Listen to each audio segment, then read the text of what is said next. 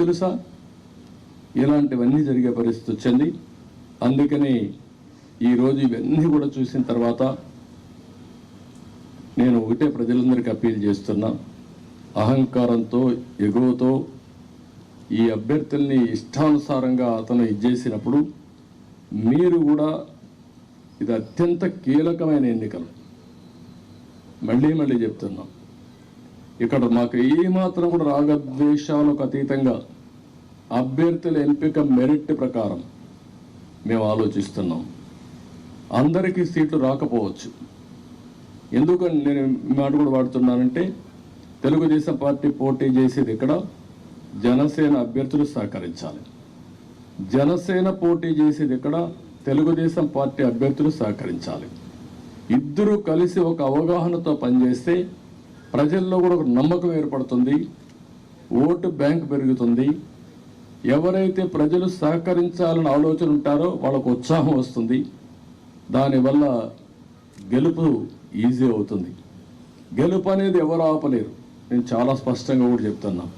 ఎందుకు ఆ ధీమాతో చెప్తున్నట్టు, ఎప్పుడైతే తెలుగుదేశం జనసేన కలిశామో ఆ రోజే గెలిచామని వైఎస్ఆర్ కాంగ్రెస్ పార్టీ కాడుబడేశారు. వాళ్ళకు తెలుసు, ఏ ఒక్కరిని అడిగినా కూడా వాళ్ళకి అర్థమైంది. కానీ రౌడీజం చేసావు, ఇంకొక పక్కన దొంగ ఓట్లు ఎన్యూమరేట్ చేసావు, లేకుంటే బూత్ క్యాప్చర్ చేసావు, లేకపోతే వాళ్ళకు కావాల్సిన అధికార యంత్రాంగాన్ని వాలంటీర్స్ని ఇలాంటి వాళ్ళని దుర్వినియోగం చేసి ఎన్నికలు జరపాలనుకుంటున్నారు. జరగదు. చాలా ఎన్నికలు చూశాను.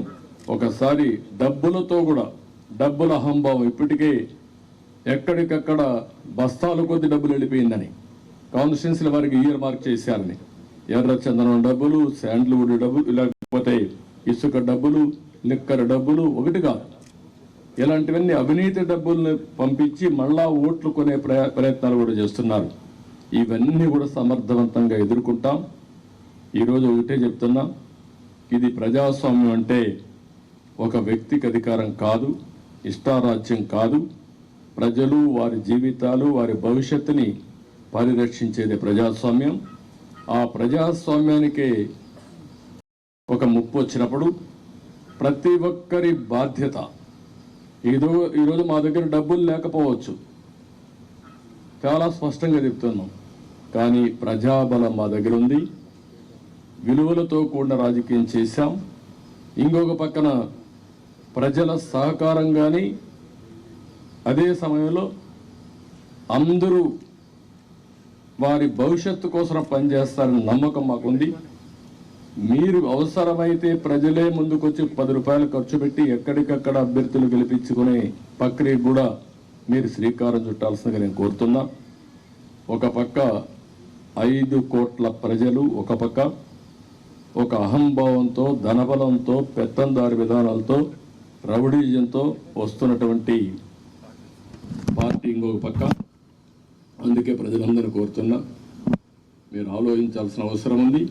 మా బాధ్యత మేము చేస్తాం, మీ బాధ్యత మీరు చేయండి, సహకరించమని మరొకసారి అందరినీ కోరుకుంటూ సహకరిస్తారని చెప్పి ఆశిస్తూ, జై హింద్, జై తెలుగుదేశం.